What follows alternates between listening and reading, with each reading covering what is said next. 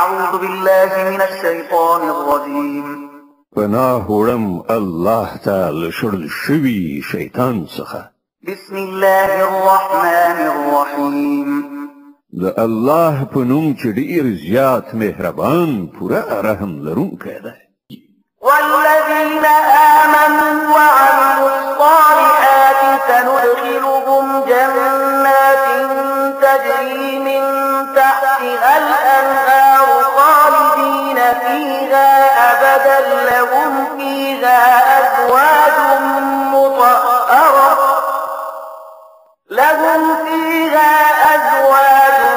مطهرة وندخلهم ظلا ظليلا. او کوم خلکو چې زموږ آیاتونه منلي او غوره عملونه یې کړي دي هغوی به موږ داسې باغونو ته ننباسو چې تر هغو لاندې به ویالې بهیږي.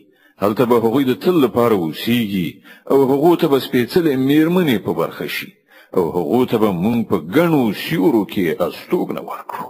إن الله يأمركم أن تؤدوا الأمانات إلى أهلها وإذا حكمتم بين الناس أن تحكموا بالعدل إن الله نعم ما يعظكم به إن الله كان سميعا بصيرا. مسلمانانو الله تاسو ته حکم کوي چې امانتونه د هغو اهل ته وسپارئ او کله چې د خلکو په منځ کې فیصله کوي نو په عدالت سره وکړئ. الله تاسو ته ډیر لوی نصيحت کوي او په باوري ډول الله هر څه اوري او ویني. د النساء مبارکه سوره چې د قران عظیم شان څلورمه سوره ده په مدینه منوره کې را نازله شوې ده. 106 مبارک آیاتونه لري. تلاوت او پښتو ترجمه یې له 950 آیت څخه اوري. يا أيها الذين آمنوا أطيعوا الله وأطيعوا الرسول وأولي الأمر منكم فإن تنازعتم في شيء فردوه إلى الله والرسول إن كنتم تؤمنون بالله واليوم الآخر ذلك خير وأحسن تأويلا. اے مؤمنان د الله رسول او هغو کسانو اطاعت وکړئ چې له تاسو نه د امر خاوندان بیا که تاسو ترمنځ په کومه چاره کې شخړه پیښ شي نو هغه د الله او رسول لوري ته محوله کړئ. که تاسو په رښتیا سره په الله او د آخرت په ورځ ایمان لرئ امدا د کار یو سمه طریقه ده او د عاقبت په اعتبار هم غوره ده. ألم تر إلى الذين يزعمون أنهم آمنوا بما أنزل إليك وما أنزل من قبلك يريدون أن يتحاكموا إلى الطاغوت وقد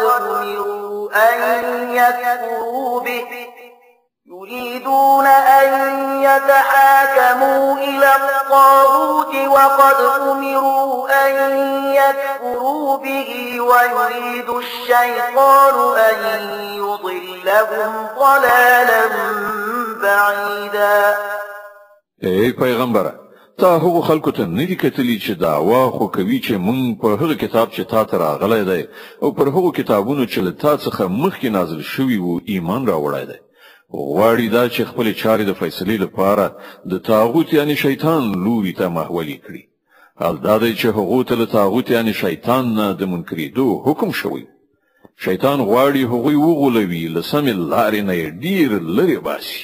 وإذا قيل لهم تعالوا إلى ما أنزل الله وإلى الرسول رأيت المنافقين يصدون عنك صدودا. او کله چې هغه ته ویل کیږي چې راشي د هغه شی لوري ته چې الله نازل کړی دی او راشي د پیغمبر لوري ته نو تا هغه منافقانو ته کتلی دي چې ستا لوري ته راتګ نه ځانونه ګوښه کوي. فكيف إذا أصابتهم مصيبة بما قدمت أيديهم ثم جاءوك يحلفون بالله إن أردنا إلا إحسانا وتوفيقا. نو په هغه وخت کې به څه کیږي چې دوی له خپل لاسه جوړ کړی غم پرې ووري. په هغه وخت کې به دوی تاته په قسمونو خوړلو راځي او وایي چې په خدای قسم دی چې موږ خو بې له ښېګڼې نور څه نه غوښتل او موږ دا غوښتل چې د دواړو خواو ترمنځ په کومه توګه روغه جوړه راشي. أولئك الذين يعلم الله ما في قلوبهم فأعرض عنهم وعظهم وقل لهم في أنفسهم قولا بليغا. الله پرې پوهیږي چې د هغو په زړونو کې څه دي. له هغو سره غرض مه کوه، هغوی وپوهوه او داسې نصیحت ورته وکړه چې د هغو په زړونو کې ځای ونیسي. وما أرسلنا من رسول إلا ليطاع بإذن الله ولو أنهم إذ ظلموا أنفسهم جاءوك فاستغفروا الله واستغفر لهم الرسول لوجدوا الله توابا رحيما. هغوی ته څرګنده کړه چې موږ چې هر پیغمبر لېږلی دی د دې لپاره مو لېږلی دی چې د خدای په حکم د هغه اطاعت وکړی شي. که هغوی دا لاره غوره کړې وای چې کله یې پر خپلو ځانونو ظلم کولی نو تا ته راتلی او له الله نه یې بښنه غوښتلی او پیغمبر هم ورته د بښنې غوښتنه کولی نو شک نشته چې الله به یې بښونکی او رحم کوونکی میندلی و. فلا وربك لا يؤمنون حتى يحكموك فيما شجر بينهم ثم لا يجدوا في أنفسهم حرجا مما قضيت ويسلموا تسليما. نه ای محمد، ستا پر رب قسم چې دوی هیڅ کله مؤمنان نشي کېدای تر څو چې دوی په خپل منځي شخړو کې تا فیصله کوونکی ونه مني. بیا چې څه فیصله وکړي پر هغې باندې په خپلو زړونو کې هم څه تنګي احساس نه کړي بلکې له سره تر پایه ومني. صدق الله العظیم. الله ستر رښتیا ویونکی دی.